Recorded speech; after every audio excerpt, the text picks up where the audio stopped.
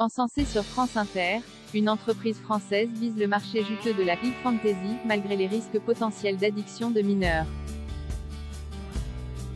Lorsque, sur France Inter le 16 novembre, Léa Salamé donne la parole dans son émission « Le Grand Entretien » à Nicolas Julia, le fondateur de Sorare, elle insiste sur la réussite de sa dernière levée de fonds qui a atteint un montant record de 680 millions de dollars. Quel beau succès pour cette licorne française! Réjouissons-nous de ce nouveau triomphe de la French Tech. Au fait, en cette période de crise géopolitique, sociale, environnementale, éducative, sanitaire. Quelle est sa proposition de valeur, comme on dit dans les écoles de commerce?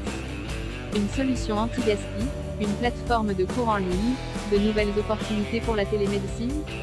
Que nenni! Il s'agit d'une nouvelle offre de cartes de football virtuelles, basée sur la technologie blockchain et les jetons non fongibles, permettant à des fans de fantasy football de composer leurs propres équipes et de les employer dans un jeu vidéo. Ils peuvent non seulement acheter des cartes de joueurs, mais aussi gagner des récompenses en crypto-monnaie. La faillite récente de TFX, plateforme géante de crypto-monnaie installée aux Bahamas, n'a pas rebuté les investisseurs.